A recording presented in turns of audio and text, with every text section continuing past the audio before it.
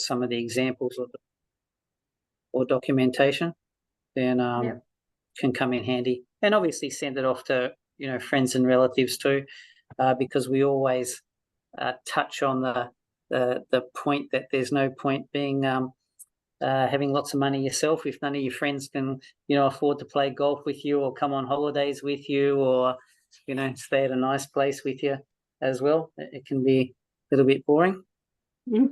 All right, I've finally connected with audio. Very good. All right, and we've got Rob Davies joining us as well. All right, that's good. Hello, Doug. I'm Joe, and just want to know if you had any burning questions that we should touch on during the presentation.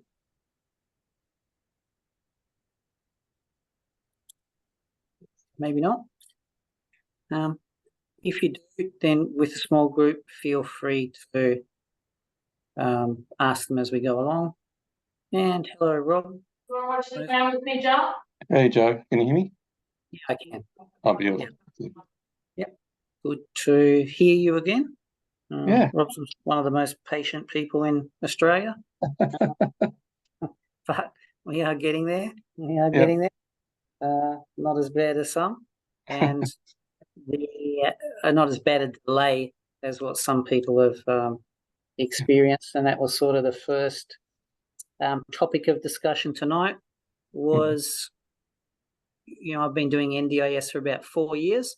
And when we first started telling people about it, a few of them took a leap of faith. And some of those people have only had their houses completed in the last month or so. COVID came along, builders didn't want to build, house prices went up, etc. So we all know the delays, couldn't get tradespeople. So finally, I think the longest being built houses is been completed in the last month, and that was an enormous drain on somebody's cash flow thanks to COVID. And so now they're very happy. And the story was that you probably can't see my notes, but written it down. It was a $460,000 house that we're very unhappy about paying repayments on land of $97,000 every month, especially when interest rates started at 1.99 and now for a lot of us up into the sevens. And they bought that house on the basis that they were going to get an $80,000 a year income. So that was 20% return or so, huge return. Thank goodness they stuck with it, because the rent on that property now that it's completed is $240,000 a year. So all the wonderful theory that we had 4 years ago has actually turned out a whole lot better than what we initially thought. And a lot of us were quite hesitant, thinking, it's just an election promise. The government's going to turn it off. It's costing too much money. But they've done exactly the opposite. No, they did.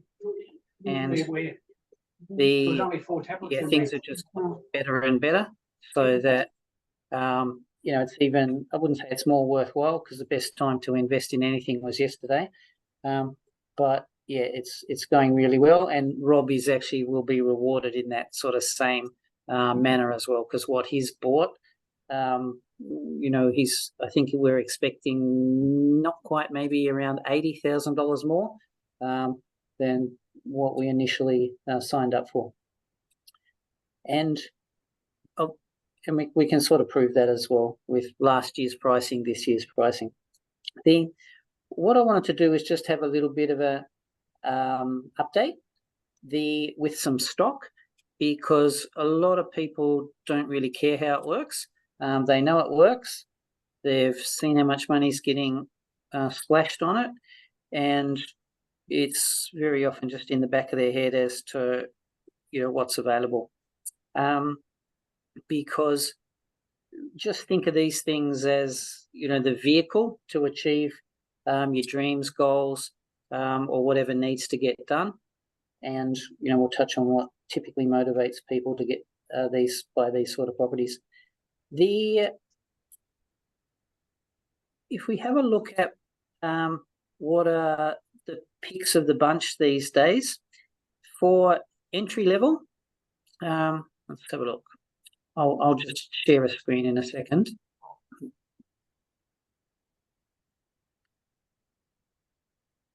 Unless you can already see it. Lawrence, can you? Oh no, you can't. Hang on, guys, I'm just trying to share screen.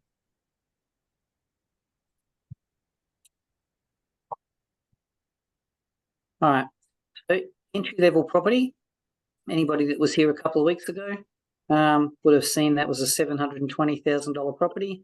Now it's a $750,000 property is pretty much the entry level.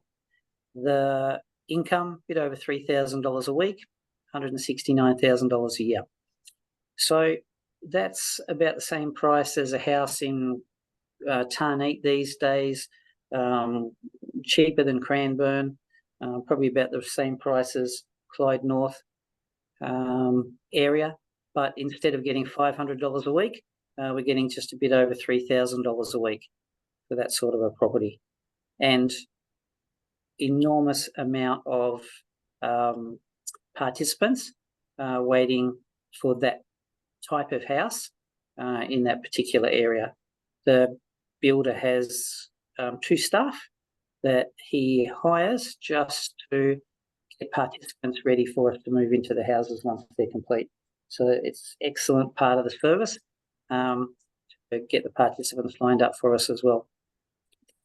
If you think that's a $750,000 house, roughly, just compare it to, what it would cost to make that sort of an income out of one of the most popular areas in Australia, which is the Gold Coast. Lawrence, you can see the picture of a, Yes. yeah, that was my next house. Yeah, exactly.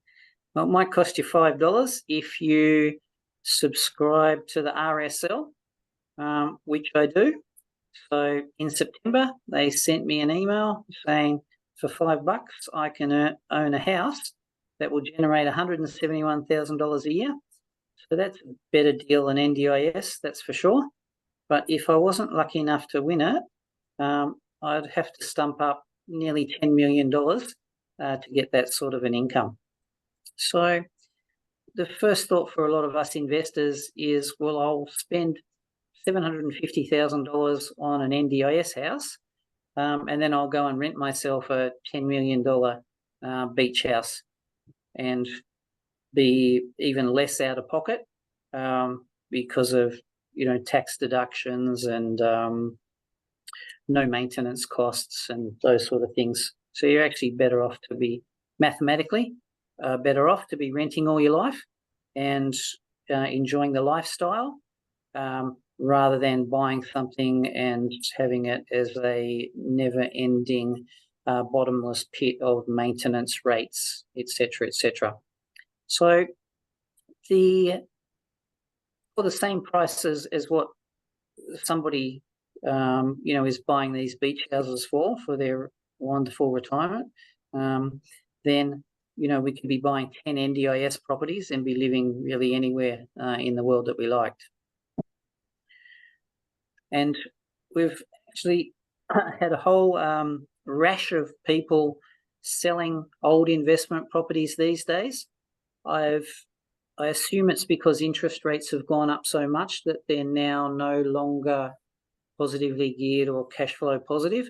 So the old investment properties are starting to hurt investors that have had them for a while, and they're selling them. Lawrence can even give us some statistics. It's something, I don't know what it was exactly, 70 or 80% of all houses being sold are old existing investment properties because people don't want to deal with the maintenance, number one.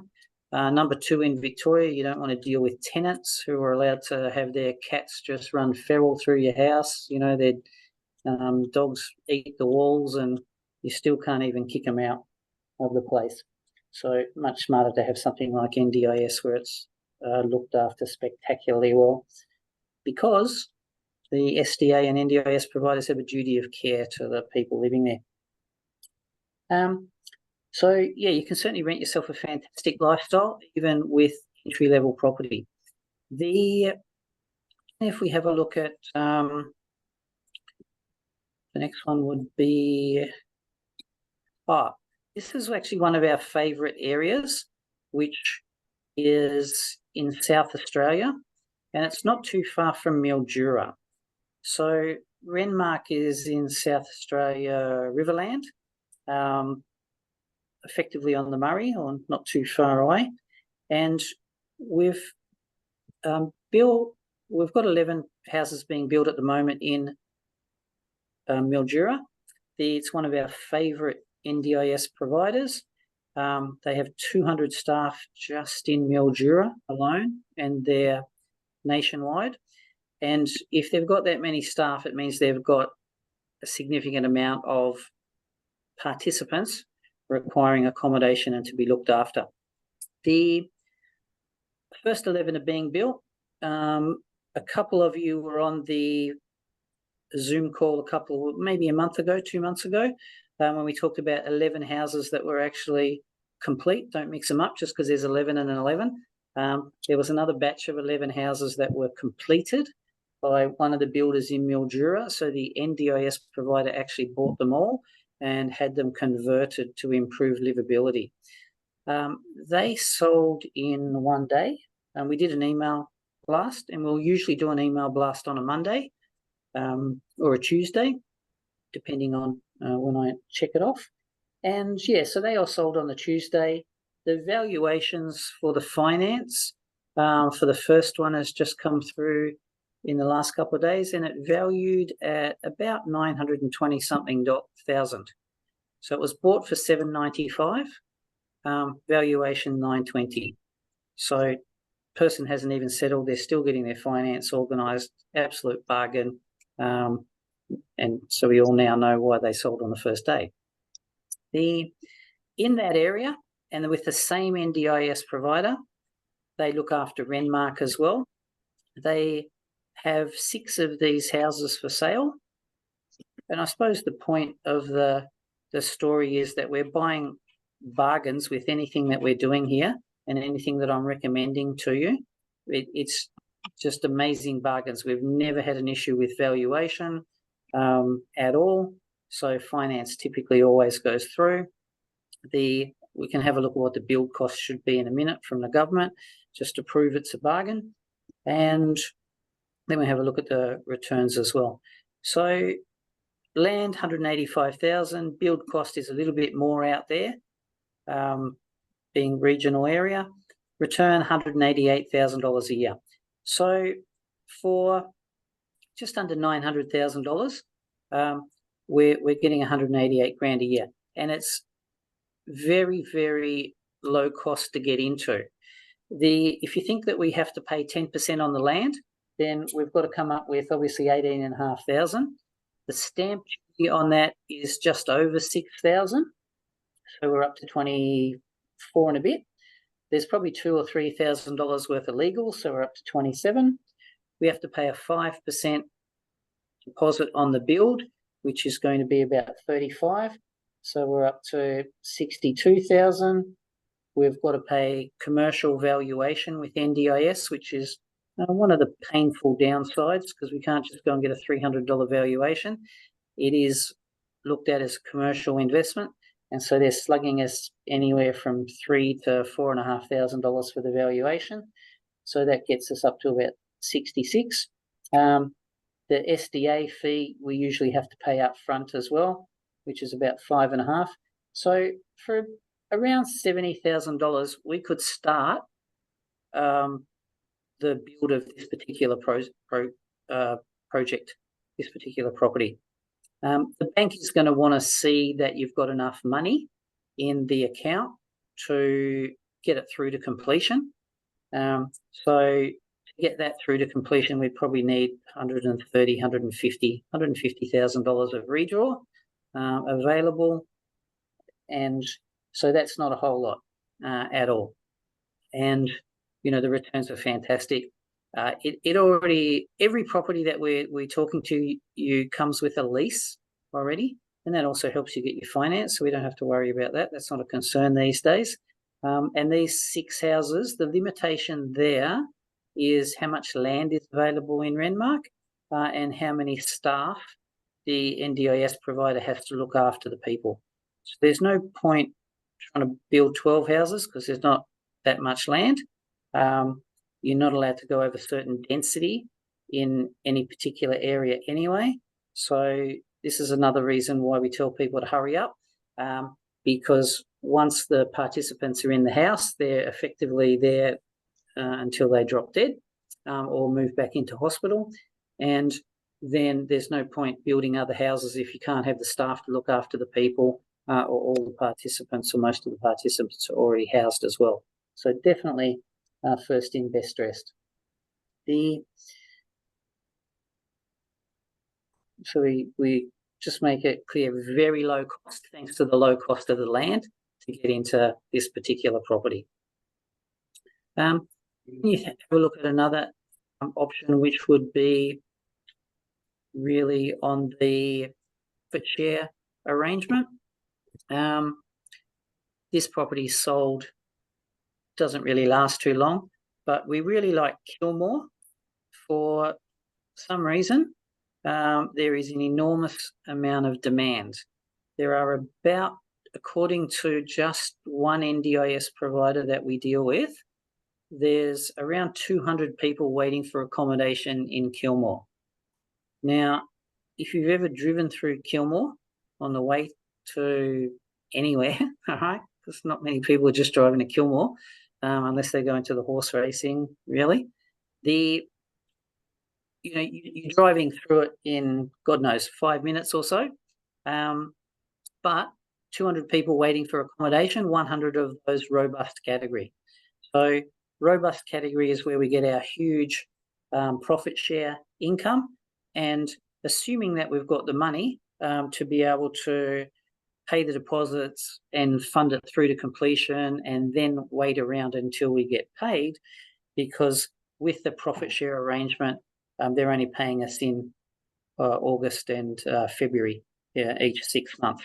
So to get something like that started, we are going to need, we can sort of roughly work it out, but you're going to need a lot more money than the other standard build to rent property. And you would need about $250,000 to see something, access to those funds through to completion before money hit your bank account. Alrighty. So even though this is cheaper than the other one, it requires more money available before you start to see a return. And so that's why a lot of people will buy the normal everyday NDIS houses, build to rent, whereas others with a little bit deeper pocket will greater time with no money coming in to be compensated and rewarded later with more money coming in later on. So there's horses for courses, there's different options for different people. And Lawrence was asking about the time frame as well. So we need to reserve any of these properties because they pretty much disappear straight away.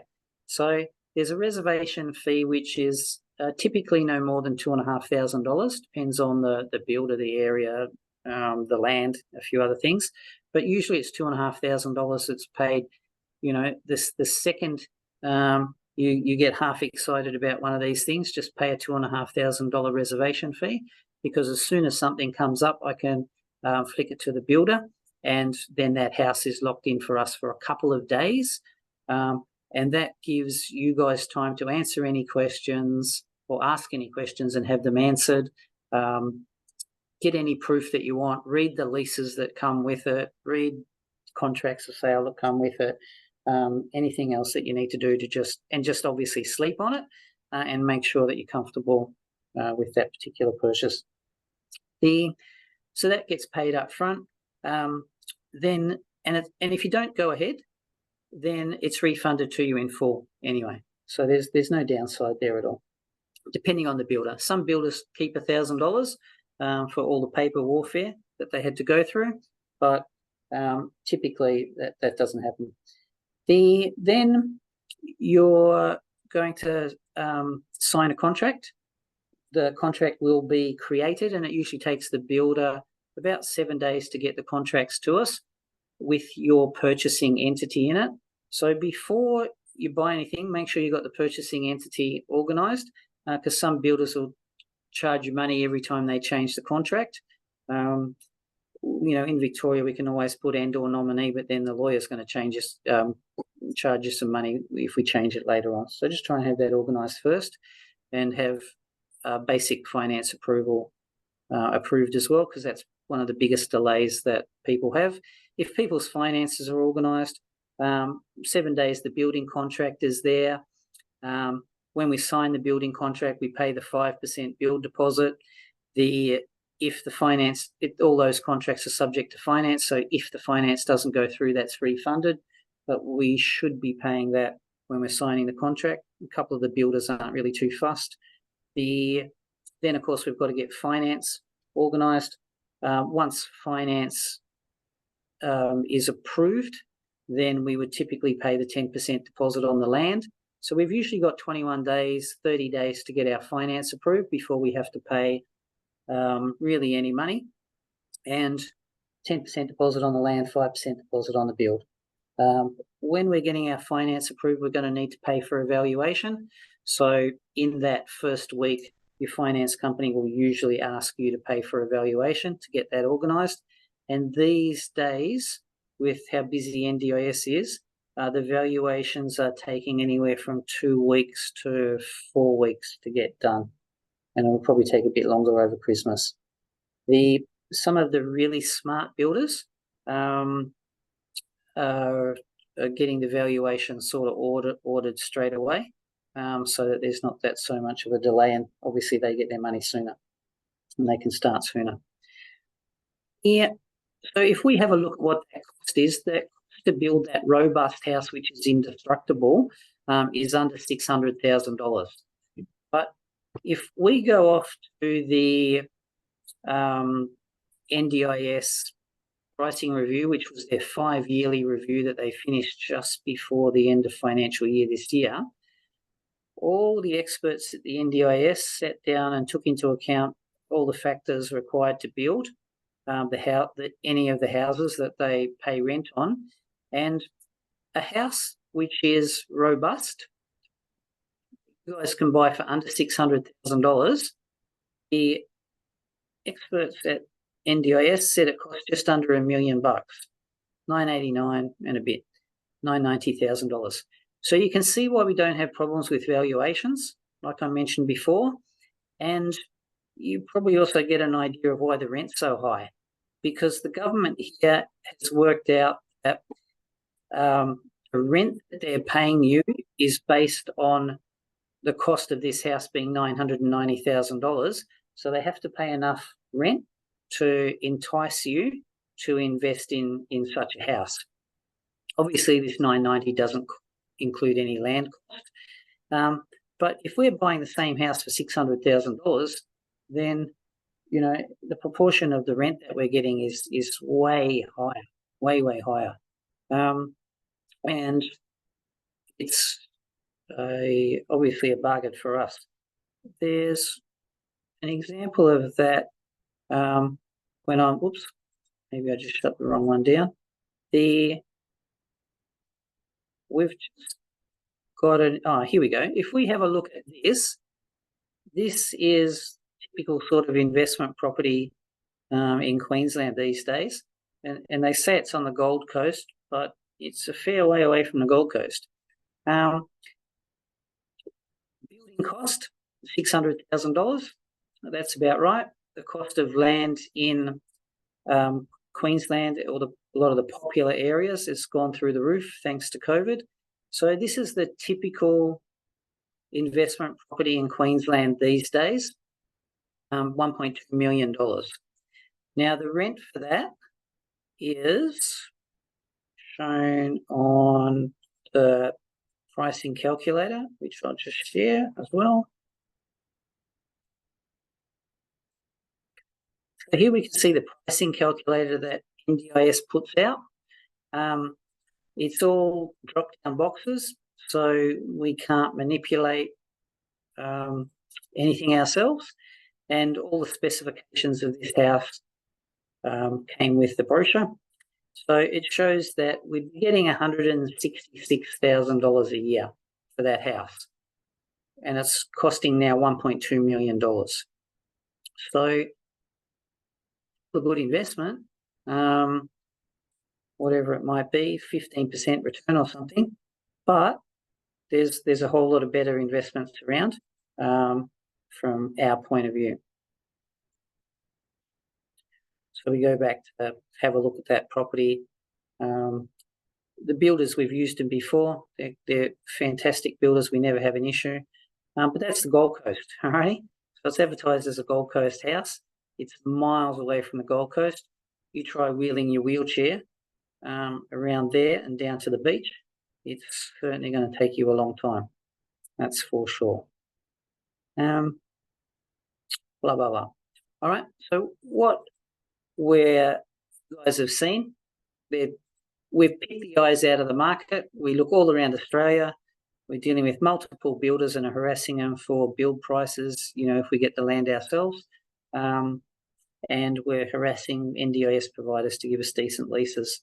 But a lot of that we don't even need to do anymore, thanks to the fact that so many of our customers have been buying those, that they just let us know about them before they advertise them anywhere and have to deal with the general public. So because we're typically buying as many as we can get. All this is quite limited as well. Yeah.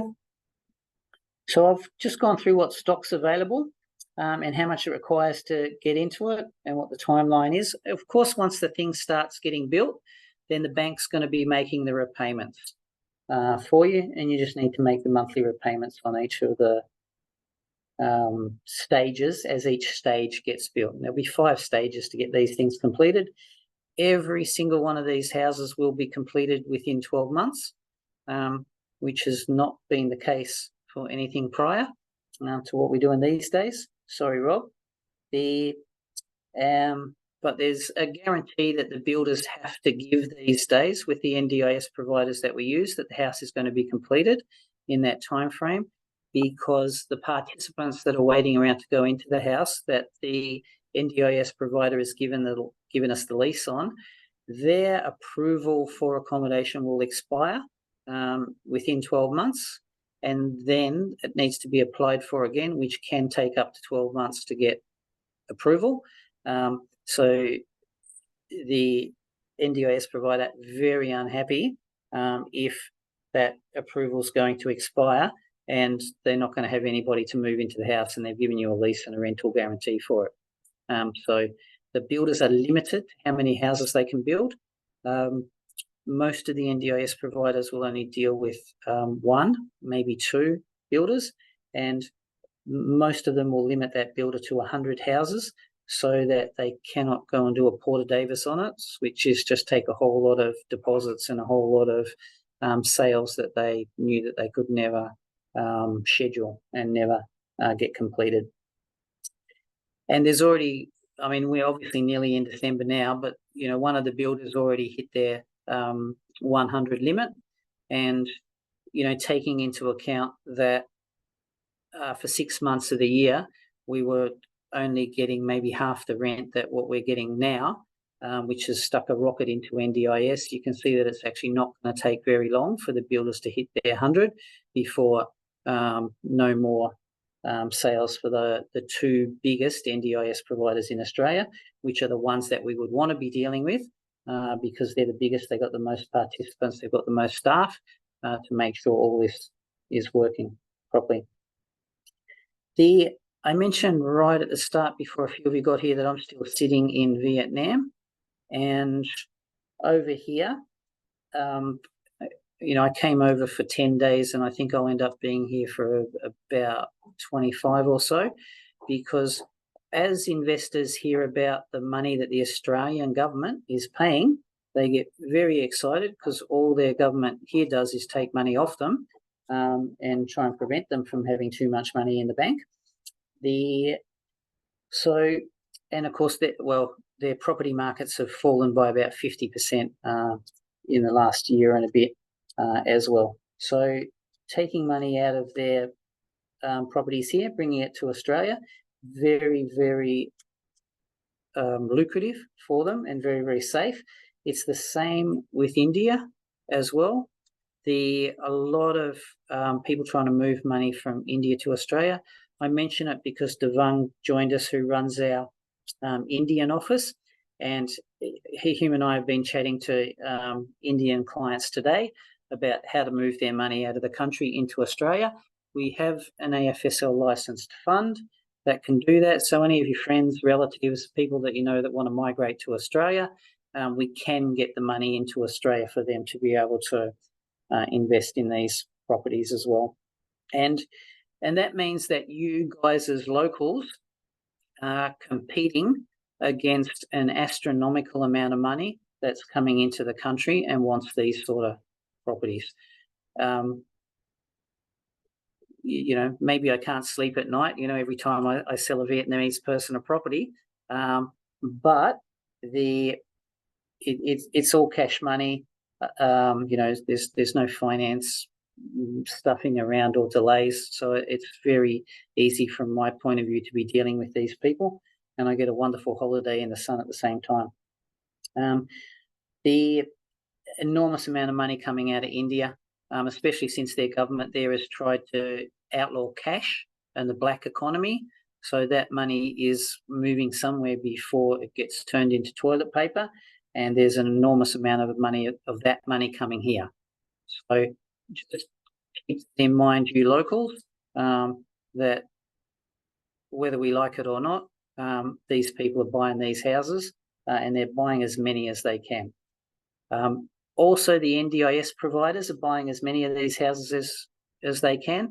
I mentioned that the NDIS provider bought those 11 completed houses in Mildura and then upgraded them. They've sold them to our investors because they want to do other projects now that they've secured those properties, because if they didn't secure those properties, that would have just got sold in the local market as normal everyday houses. They took them, updated them for NDIS because they had so many people waiting around while we built the houses in Mildura and Renmark for people to move into permanently. Because up there they're paying $200 to $400 a night for each participant to be accommodated in hotels or Airbnb. So just another reason to hurry up. Why people are buying NDIS, it's pretty much the only thing that's selling these days, thanks to interest rates in Australia. There's more people selling investment properties than there are buying normal everyday investment properties, from what we see. And, so we don't really need to worry anything about interest rates at all, thanks to the returns that we're getting, the leases that we're getting, and the valuations and how they're coming up. So it's relatively easy to get finance. And I mentioned before that we've had a lot of people selling off old existing properties. So I would suggest that you all consider that as well. Huge returns out of NDIS that, we've even had people that hit retirement age and sell their own house, because it's a bit big, and then just sort of float around really Queensland, where they've headed, and they can rent wherever they like for 6 months at a time. So they're certainly enjoying the fruits of their labour, and what they bought 30 years ago and paid off 20 years ago, it's now just a ball and chain around their neck. They've swapped it for a couple of NDISs, and life's pretty cruisy, that's for sure.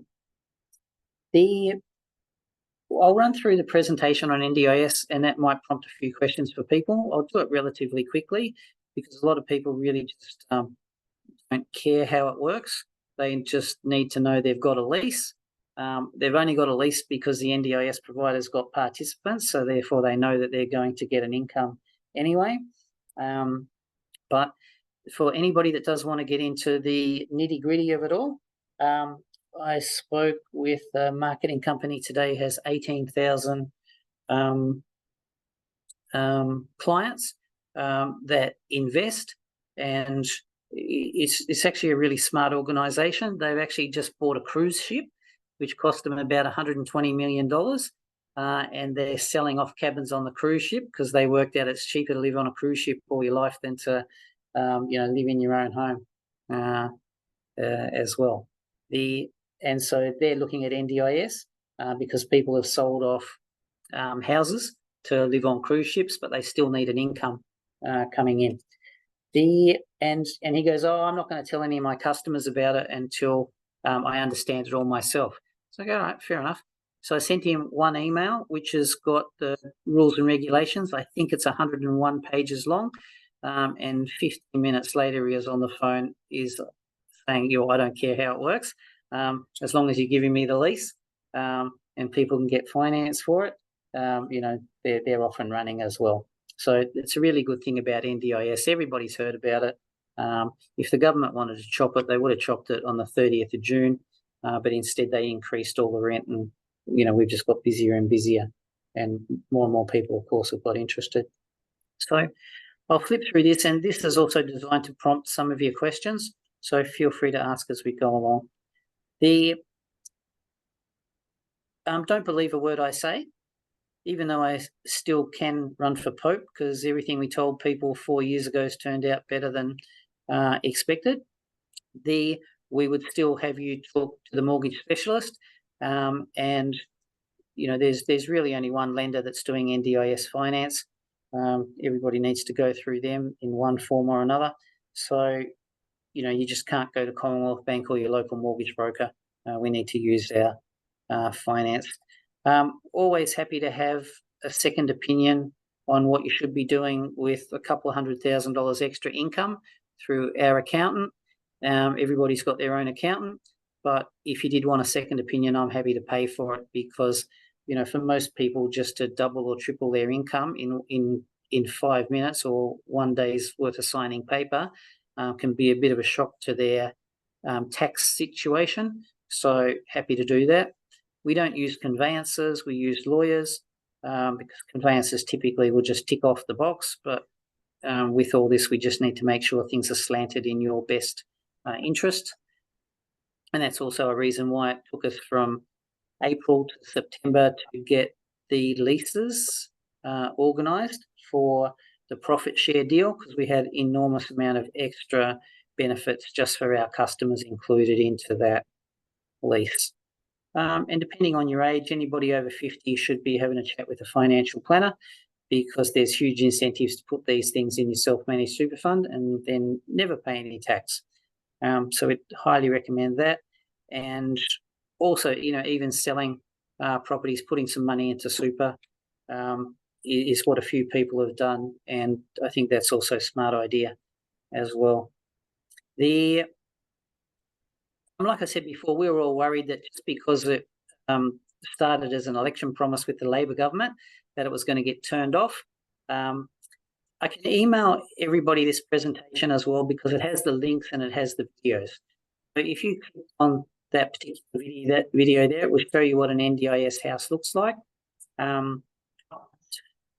Does anybody want to see that at all? Most of you have seen it. The main points to look at for is that there's no steps anywhere through my physical support house. There's probably more than $100,000 worth of fixtures and fittings in that house as well, which helps explain why it's a lot more expensive than a normal everyday house.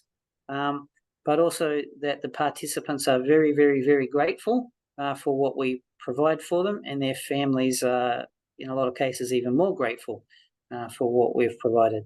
So this is all win-win investment. The participant wins because they've got a better quality of life. Their family wins as well, because they've got a custom designed house that's specific for these people, rather than all the dramas of trying to get disabled people in and out of a typical old bath and everything, and bathroom that goes with that.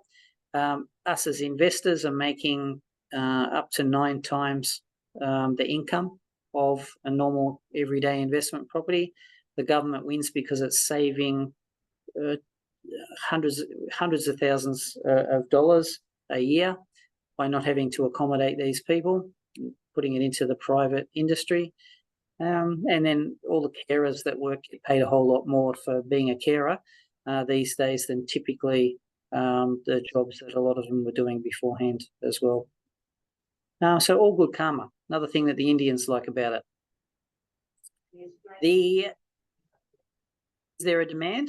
Terrified of that. When we first started, you could go to the supermarket and, be lucky to see one person in a wheelchair, so therefore worry who your tenants was going to be. But when government started thinking about this back in 2008, 28,000 people they thought would require accommodation once it was all fully complete and everybody was on board. But even before COVID, there were 122,000 people that required accommodation, and that was before COVID. So then COVID's come along, and people have started dropping in the aged care facilities, higher than average rates. So everybody that was in aged care that wasn't over 65 was meant to be moved out. There's lots of young people that got put back in hospital. A lot of them got put into hotels as well. So that's not proper accommodation for somebody with a disability, and it could be quite demoralising for them as well, not good for their mental health, which we're trying to improve. And then, of course, they all got put into the hotels, like I said, because there was no travel. But now that there's travel, people can move freely again. Those hotel rooms are getting used more for, the hotels making money than having disabled people clogging up the lifts and the passageways, etc. So we know that the waiting list is not going down because we can click on the link in a minute and the government will show you exactly what's going on in different areas as well. And there's many reasons for that we can sort of touch on as well, but it's all pretty depressing stuff. We thought, keep saying we were terrified that they were actually going to turn it off, and that's why I really appreciate the people that took a leap of faith and did buy the houses 4 years ago, 3 years ago, 2 years ago, before the elections. Because we thought the Liberal government comes in and slashes everything, but no, they actually increased their spending on NDIS as well. And when we understand why, it's pretty easy to see why they increased the spending. I've got a real quick and dirty little spreadsheet that I'll run through with you to show how much money the government makes and how much money it saves out of it. So, Faye, can you see a spreadsheet here? How much money does the government make? Yep. I can, yes. All right, very good. If you think the government's making stamp duty out of the land, it's making GST on the cost of the materials, the cost to have all the tradies go and build it. The government's getting some PAYG, but then we've probably created about 10 full-time jobs for each house that we build on an ongoing basis, full-time ongoing. So if you think that average income in Australia these days, 95,000, that means there's about 25,000 goes to PAYG times conservatively 8 people associated with that house. Then the government's getting a couple $100,000 worth of PAYG. It's getting tax out of whatever income it's paying you as well, and it might be a bit difficult to get that tax down under 30 grand, depending on what ownership structure you've got as well.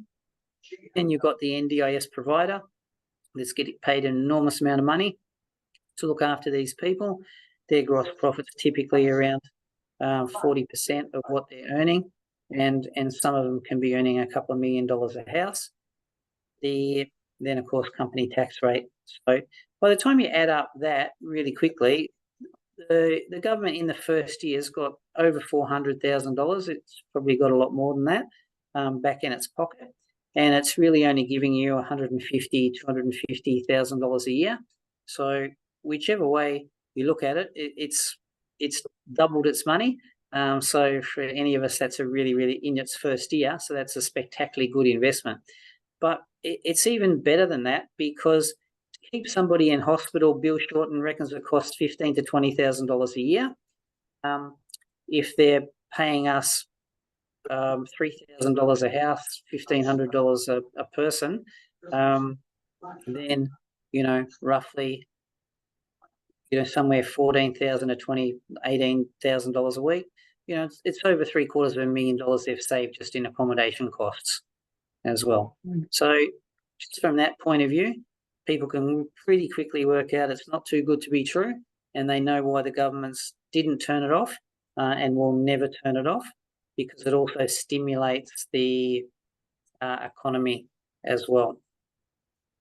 That was all during COVID, when the government printed a whole lot of money or bought bonds from itself, effectively the same thing. But to get that money into the economy, they hired thousands more public servants and distributed the money through the NDIS, which was wonderful for us.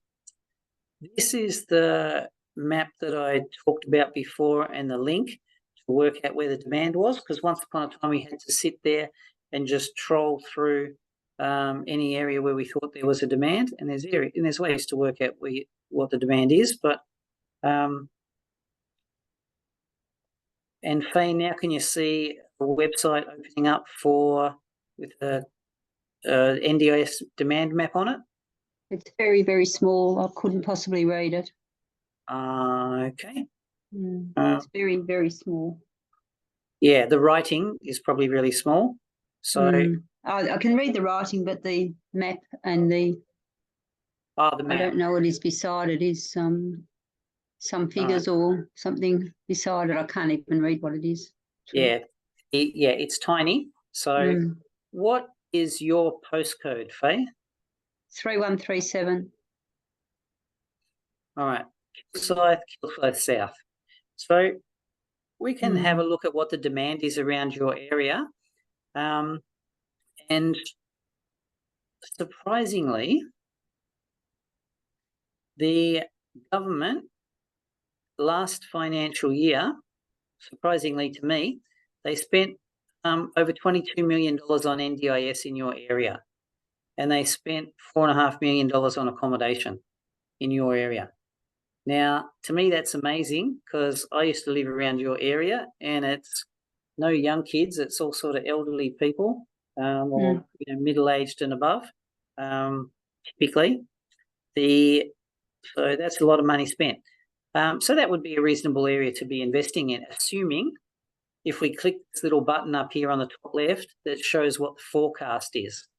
When we click the forecast, it shows that by 2025, they'll be spending up to $36 million on NDIS. So it's definitely increasing. And we've gone from about whatever it was, I can't remember, 2 million. Let's have a look. I'll go back one step. $4.5 million up to $9.9 million just on accommodation. All right, let alone any other services. Is that in Kilsyth area? Is that in Kilsyth? Kilsyth. Yep. So when you say NDIS, is that just accommodation, or is it a variety of things with NDIS that they provide? There's all the figures there. So just on NDIS, everything, they expect to be spending $36 million in your area by 2025, and just a touch under $10 million on accommodation. 10 million on accommodation. Yeah. So if you think that each house is getting in that area probably $150,000, $170,000 a year in rent, we can sort of work out how many houses maximum should be built in that area. And then down the side, it tells us what else they're spending the money on. So there's $715,000 expected to be spent in early childhood. And that's actually the biggest area of growth, early childhood. Last financial year, they spent $100,000, and in 2 financial years, they expect to be having that more than triple. So that's really sad. and there's a few reasons for that. Autism's going through the roof. So we don't want your children and grandchildren to be vaccinated, is the takeaway from those statistics. Are you saying there's a lot of NDIS houses in Kilsyth? No. No, because I wouldn't, No. You can sort of work it out. If you have a look at what the current spend is, 4,500, and per room, we'll go off to the end. And this is all part of the research that we had to do 4 years ago. All right. So if we go off to the NDIS calculator and say, we've got a new build, we've got a house with residents, it's high physical support, there's on-site overnight assistance because these people are going to need full-time care, but they're in the Victoria, let's have a look, in the outer eastern suburbs of Melbourne. All right. So that room is getting $75,000, plus we get an extra close enough to 11, so $86,000 a room. So if we then look back at the statistics, I hope everybody else understands this is all the homework that we've had to do before we've even recommended anything to you guys. All right. So $86,000 a year. So we've got $4.5 million of funds that have been spent on accommodation divided by $86,000 a room. So it's a bit over 50 rooms in your area. Now, if that was improved livability, then, you know, it's a slightly less rate. So maybe 60, 70 rooms in your area. That's all there is. That's what they're spending it on. But there'll be a lot more demand than that, but it's just because the cost of land in your area is so expensive. There's not really any vacant blocks or new estates around that place. You know, people are not going to go and spend $1.5 million on a crappy rundown house and knock it down just to put an NDIS house there, when they could be buying a block of land in Renmark for $185,000 and actually getting more rent as well. So there always will be a demand in these established areas because it's not worthwhile knocking things down. So when you're saying rooms there, would people just be renting a room out to someone with NDIS? I sort of don't understand what you're saying with that. Yeah, I'm just saying that we get paid by the room. By the room, so, okay. Yeah. So when you look at the spreadsheets, it's all based on per room. I'll just flick, So I just worked it out on a per room basis because see that price when we change something in the spreadsheet, the room price changes. So if I just change it to the entry level, it's at the moment we're sitting at $75,000 worth of income. But if I put it to the cheapest entry level, it's just dropped down to $62,000 worth of income for that room. Yeah. And then it totals it up at $146,000 for the 2-room house. Okay. So the rents, we talk about it on a per house basis because we get full occupancy, but the government talks about it on a per room basis. On a per room basis, right. Yeah. Okay. And then there's also a location factor which comes into play. Like if we're in Darwin, we would get 1.28, I think, times the standard rent. You guys in the eastern suburbs, you only get 88% of the standard rent for some reason. Yeah. So maybe there's not as much demand there as what there is in Darwin.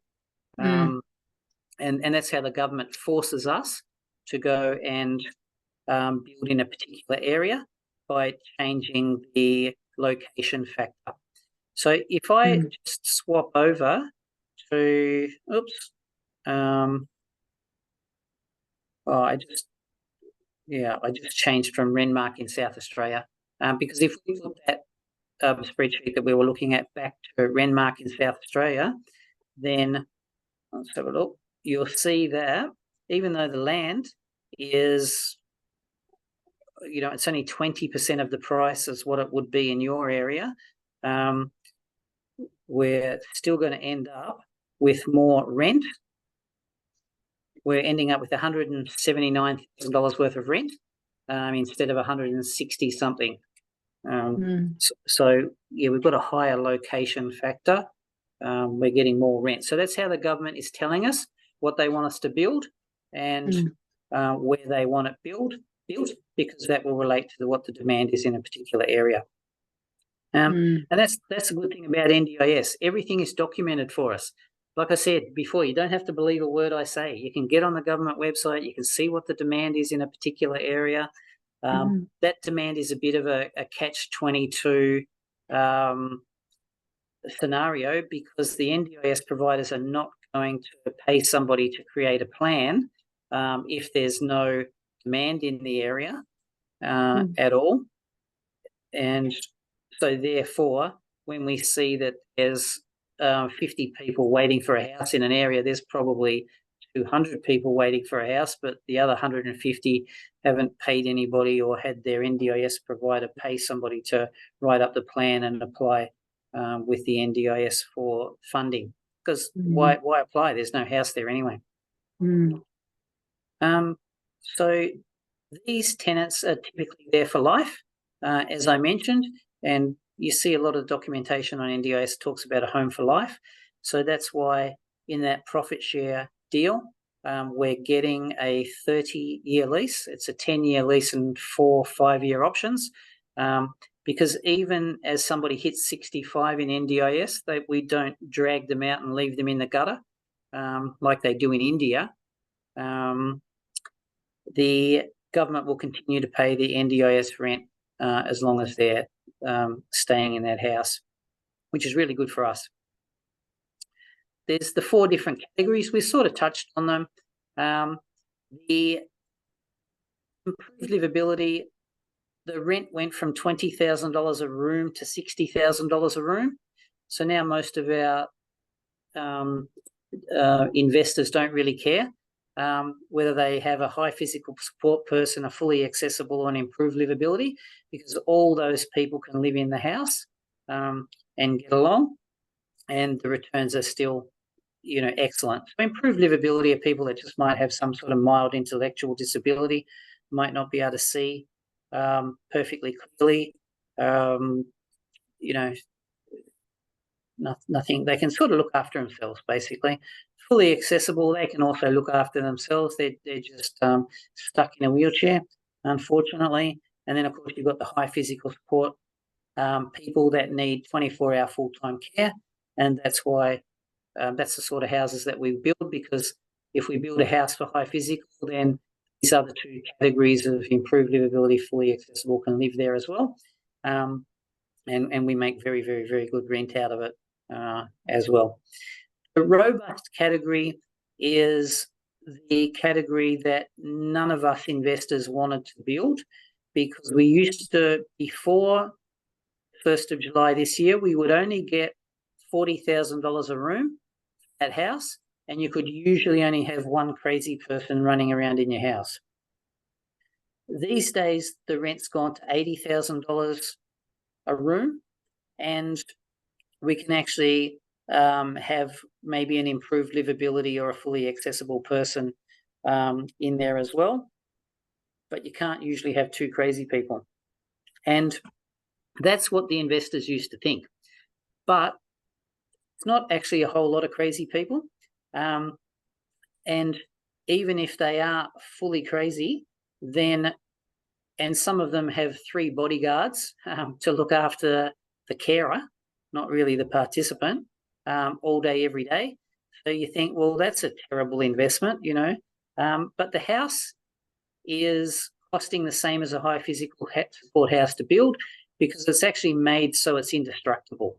Even if they wanted to burn it down, they can't. If they wanted to kick holes in the doors, they can't. If they want to break the windows, they can't. There's nothing they can do to that house. It has to be built to robust specifications. So worrying about somebody breaking your house, it's just completely irrelevant. It can't happen. there's only one case where I know that some damage was done, and that's because one of the guys got on the roof and was throwing roofing tiles at passing traffic while he was naked. So that's the only example, but that's not too often and no big drama. The SDA provider has to fix that for you. He has a duty of care to the people in the house and to make sure the house is looked after. So not an issue.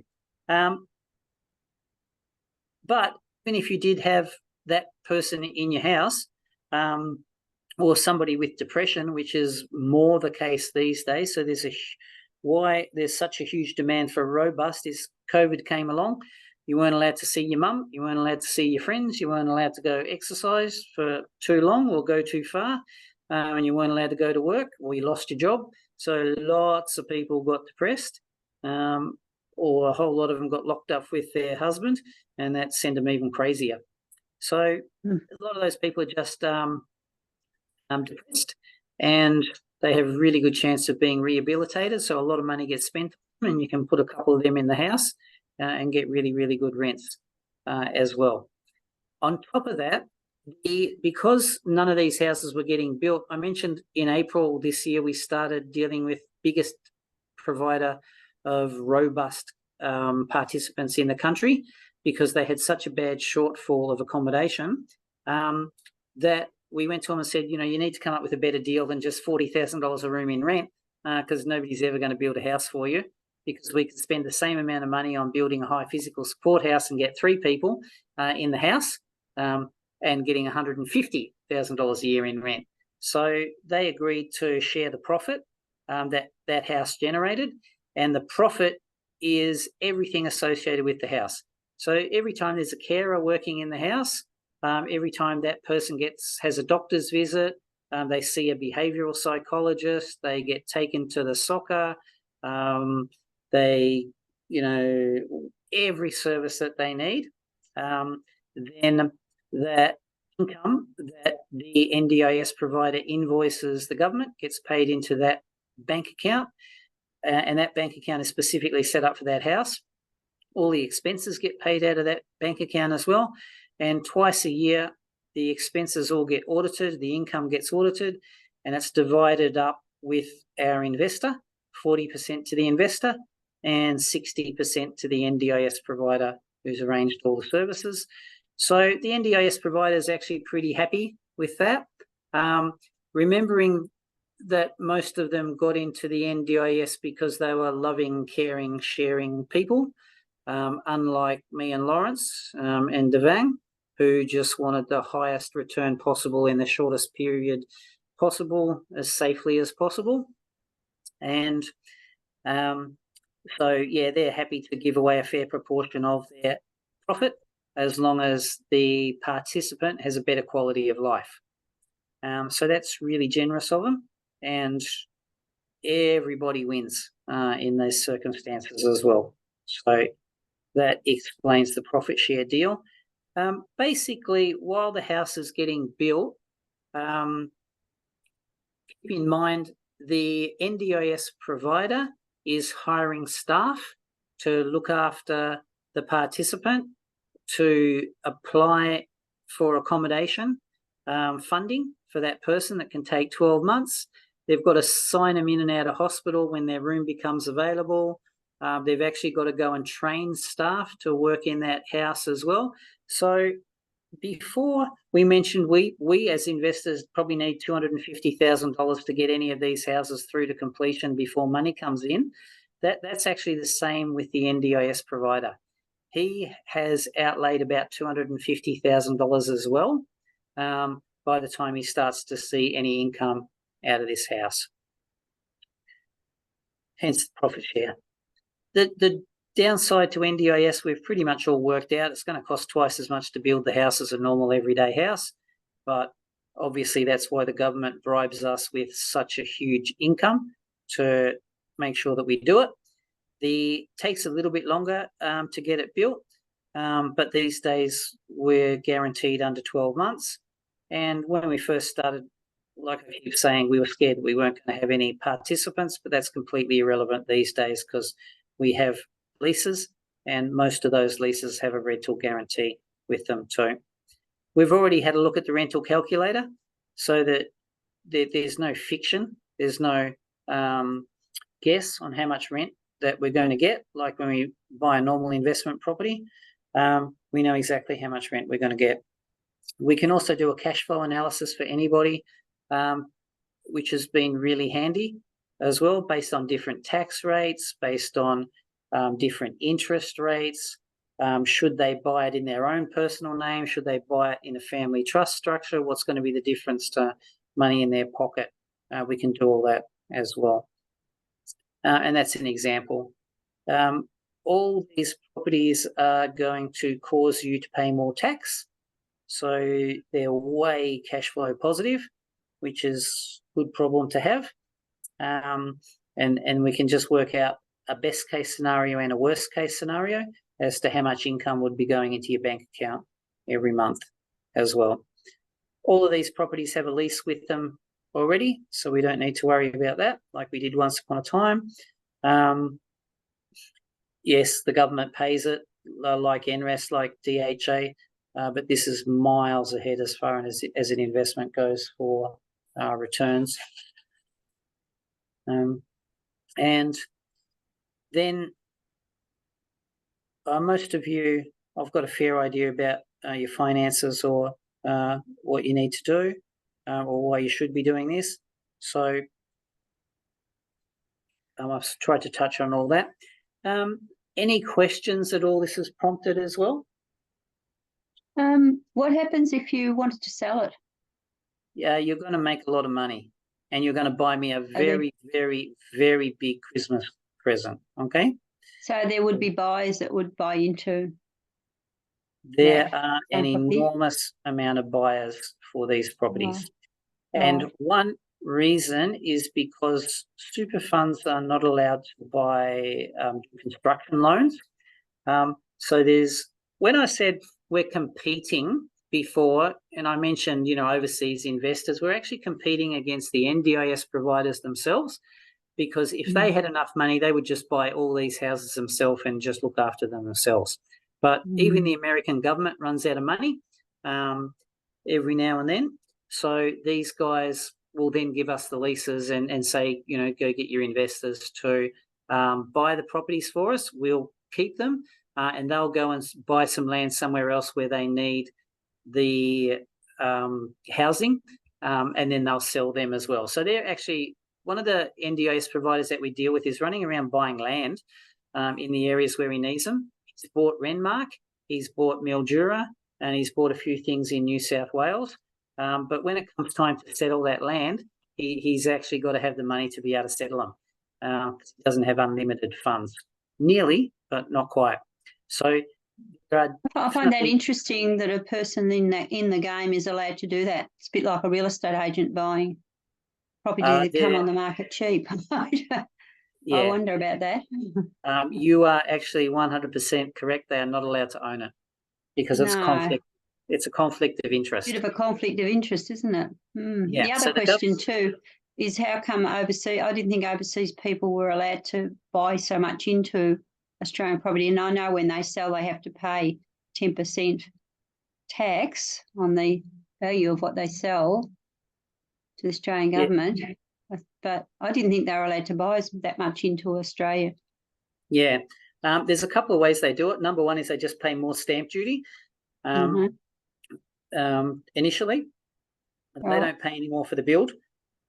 So relatively cheap for them to get in. Secondly, if they want to come for migration, and if they just wanted an automatic visa to Australia, they spend about $5 million.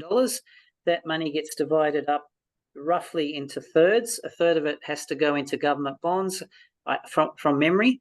This changes a bit. A third of it goes into some sort of share market or managed fund, and a third of it can go into another fund.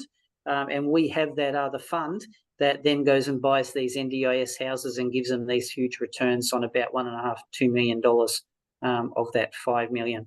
So they can buy it that way through one of the AFSL licensed funds that we've set up specifically for this. Okay. And so that's what you're competing against. So I'll give you an example of why it's really, really, really easy to sell them, and why nobody does. So the first thing is that there are a lot of super funds that are buying these properties once they're complete. They're not allowed to have a construction loan. So when we have land and when we get the build price, we actually have to go to a third party finance company to buy the land, pay the stamp duty, pay the builder as it's getting built, and then once the house is complete, that's when it gets sold to the super fund. So the finance company charges you whatever interest rate they got charged to do that, and then they charge you a fee as well. They charge you the stamp duty that they had to pay initially, so you end up paying a bit more for it, but at least it's into your super fund and you're getting some spectacular returns. So if we look at the cheapest thing here that we can buy, which was something in South Australia with that $170,000 a year income, based on a commercial valuation, which is what we're doing with all these, at a 7% cap rate, based on that rent, which is how a commercial property is valued, that property is valued at whatever, $2.4 million. And we can get a 7% cap rate on it if it's in the Melbourne metropolitan area. If it's in Melbourne regional area, we can get 8% cap rate, so it's only worth $2.1 million. And just for ease of mathematics, I did a 10% cap rate, which is really when you've got a really shitty investment. So you might have a garage, an automotive garage, a mechanics shed, in some regional area somewhere. Somebody that is going to invest in that is going to demand a 10% return on that property. So therefore, they would be paying no more than $1.7 million to generate a $170,000 a year income on it. With interest rates at 6 or 7%, a normal everyday investor is not going to buy something at a 7% cap rate. They're going to want a bit higher return these days. So that's why I put up to 10%. And based on that property that you bought for $750,000, once it's complete and once the money's going into the bank, it's already got a lease with it, which is what the commercial finance company wants to see. So that we can take this to any of the big four banks, any bank at all that's got a commercial division, and they will happily loan you up to 60% without too much fuss. They don't really care about you at all. And therefore we can redraw up to about $1 million. So that means that we've actually got all our deposit back, and we've got another $270,000 to buy Joe his Christmas present and come and buy another one of these properties next year once all this is up and running. If you have a look at the crazy figures that the profit share arrangement does, we're getting over $250,000 a year. Even if we have a 10% cap rate and we only borrow 60%, and we can actually redraw $600,000 and get our deposit back. So that also helps it not be so cash flow positive, helps you reduce the amount of money that you're wasting on tax, and it helps me stay another night in a Vietnamese hotel when you come and buy another one next year quite comfortably. So that's why they're very, very, very easy to sell. It also explains why nobody sells them as well. Alrighty. So your cap rate, are you talking capital growth rate? Is that? No. What does that cap rate mean? Yeah. I know you went through all that. Yeah. So what it means is the interest rate or the return that the investor's getting on the investment. So if somebody, if your tenant was McDonald's, right, then there are plenty of investors would be happy to get a 5% return if they knew that McDonald's was their tenant. Because McDonald's never going to go broke, unfortunately. It's always going to have plenty of money to pay the rent. So therefore, they're happy to pay up to $3.4 million for that property. Oh, okay. Yeah. But so those two rates are fixed. We've got approval from financiers that will give us, let's say, what is it, regional? That's the cap rate, and that's the metro cap rate. So that's already organised, and they'll actually give us 70% loans as well. So we can fiddle with this spreadsheet to work out how much money we can actually redraw out of these investments instead of selling them. But they're very, very easy to sell. You can sell them anytime, and that's the first question that investors are usually asking me: what have you got that's ready to go? And that's why those 11 Mildura properties sold on the first day as well, because they were ready to go, nearly ready to go. If you've got Woolworths and Coles, I think you get a cap rate. Sometimes it used to be 3% return on a supermarket. These days, because interest rates are up, I'm sure people are going to want a lot higher cap rate as well. So that's how we work that out. It's a commercial investment. You're paying for commercial finance. You've paid for a commercial valuation. They take into account the rent that it's generating. So